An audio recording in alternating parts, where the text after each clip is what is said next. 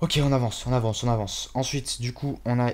Donc là, le premier cas, c'est si on n'a pas de lignes qui sont rentrées. Donc là, d'abord, on va faire si les lignes sont pas rentrées. Une fois que les lignes sont rentrées, regardez si les colonnes ne sont pas rentrées. Donc si not n calls entered. Comme ceci. Donc si c'est pas le cas, bah, ça va être un peu la même chose qu'on a fait ici. On va faire pareil, là déjà, on va remettre le truc pour s'assurer que si on quitte le jeu... Alors j'aurais dû un petit peu mieux l'aménager, j'aurais dû mettre d'abord ça, et ensuite à l'intérieur, j'aurais dû faire les if et elif. J'ai oublié, si vous voulez, vous pouvez aménager, c'est pas grave, c'est comme vous voulez. Donc ensuite, bah pareil, j'ai le même truc là, if event type. En fait, ouais, c'est quasiment la même chose. Hop, attendez, je vais... Honnêtement, c'est quasiment la même chose ici. Hop. Regardez, hop, je vais faire comme ça. À part que ici, ça va être n calls. Et là, je vais faire n calls entered. Et là, j'ajoute les valeurs à n calls.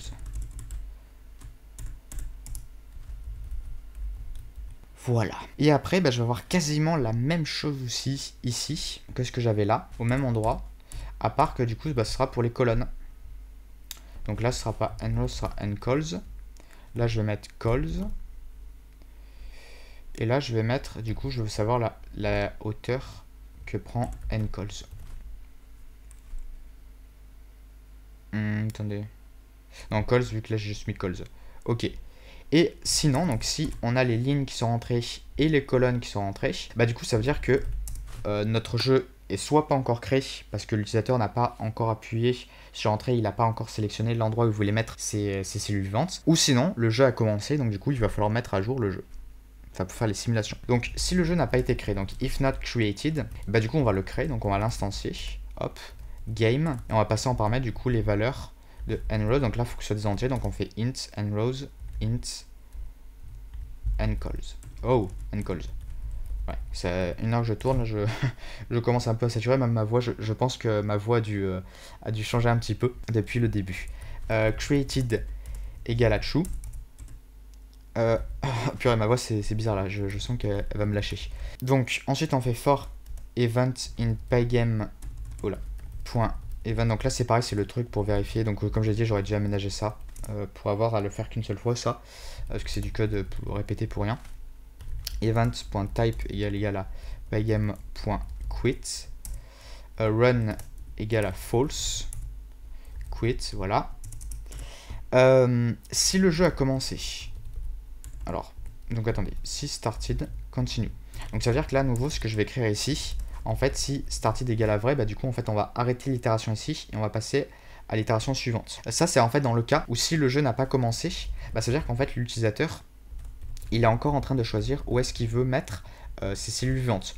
Donc pour cela, ce qu'on va faire, c'est que quand on va cliquer, quand on va faire un clic gauche sur une cellule, on va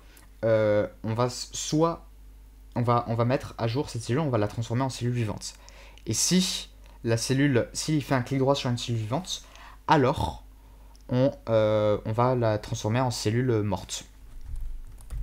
Voilà, donc ça permet de récupérer du coup ça permet de voir en fait si on a fait un clic gauche. Pourquoi on met 0 ici? Tout simplement parce qu'en fait là on a une liste comme ceci qui en fait sont des booléens qui représentent en fait si on a cliqué sur le clic gauche, la molette ou le clic droit. Ok, donc si je récupère ici, admettons c'est la variable, elle s'appelle clic G. Si c'est un booléen, s'il est vrai, ça veut dire qu'on a cliqué, ça veut dire qu'on a fait un clic gauche. Donc si on a fait un clic gauche, on va récupérer les positions donc, de notre souris, donc là où il a cliqué sur l'interface en fait, donc c'est-à-dire que s'il a cliqué au milieu, bah du coup on va avoir, je sais pas, 450 sur 350 et 350 en XY. Donc c'est pygame.mouse.getPause. Ensuite, ce qu'il va nous falloir, c'est qu'il va falloir savoir en fait, du coup, à quelle case on est. Donc pour cela, ce qu'on va faire, c'est qu'on va faire pause de 1, donc on va avoir pour la ligne, du coup on va récupérer la valeur Y.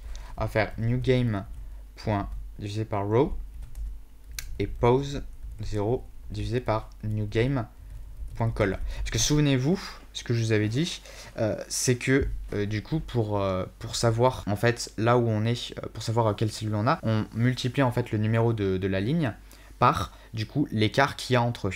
Donc du coup, si on veut savoir quel est le numéro de ligne, bah, il nous suffit juste de diviser en fait la position par rapport par le nombre, par l'écart qu'il y a entre chaque ligne. Donc ça c'est bon, et donc du coup si on a newGame.grid de row de call qui est égal à 0, donc c'est-à-dire qu'on a une cellule vide, et ben on va mettre à jour cette cellule, on va l'initialiser à 1. Non, on va le changer, on va l'affecter à 1.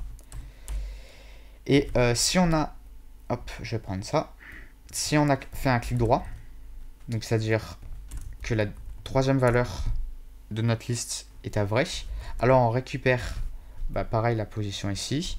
En fait, on va faire tout ça, on va faire pareil, à part qu'on va inverser les rôles pour ici, c'est-à-dire que si on avait une cellule vivante, alors on va transformer ça en cellule morte.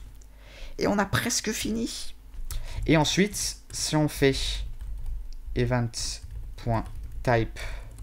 donc si l'utilisateur appuie sur entrée, pygame.keyDown, if event.key in pygame.kReturn pygame.kkp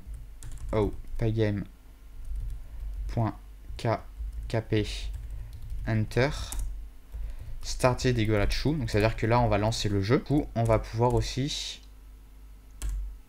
en fait c'est tout ce qu'on a à faire. Et ce que on va faire aussi, c'est qu'attendez, je regarde juste où on est. Voilà, donc là du coup on va pouvoir dessiner ici la grille. Voilà, donc ça c'est après du coup nos itérations ici. Donc c'est ici, c'est après du coup la vérification des événements. On affiche du coup la grille. Hop, non, pas besoin de faire ça. Hop, comme ceci. Là du coup, ensuite, on est... Ok, donc on est ici, je suppose. Ok, donc si on a new game qui est différent de none, donc si on met new game et qu'on a commencé le jeu, alors il faut mettre à jour la grille. Donc on va faire new game.update. Et ensuite, ce qu'on va faire, c'est qu'il va falloir mettre à jour notre fenêtre. Donc pour ça, on va utiliser la méthode pygame.display.update et on va mettre clock.tick. Donc là, ça veut dire qu'en gros, ici, si FPS vaut 60, ça veut dire que toutes les 60 secondes, on va passer 60 fois dans cette boucle par seconde. Et du coup, on va faire 60 mises à jour. Mais en vrai, étant donné qu'après, j'ai modifié, j'ai mis ici time.sleep est égal à 0,4. En fait, ça veut dire que dans tous les cas, quand on va passer ici, qu'on va appeler update grid, on va tout simplement attendre 0,4 secondes à chaque fois pour avoir un écoulement du coup entre deux mises à jour. Parce que sinon, ça veut dire que toutes les 60 secondes, si je mets pas ça, ça veut dire qu'en fait, toutes les 60 secondes, on va mettre à jour le jeu. Non, on va mettre 60 fois par seconde à jour le jeu. Donc on va faire 60 étapes suivantes, en fait, 60 étapes par seconde. Vous allez rien voir. Enfin, vous n'allez pas voir grand chose, quoi. Voilà. Et donc, du coup, notre jeu me semble opérationnel. Non, évidemment, il faut faire encore un dernier truc, c'est d'appeler la méthode, l'appeler la fonction.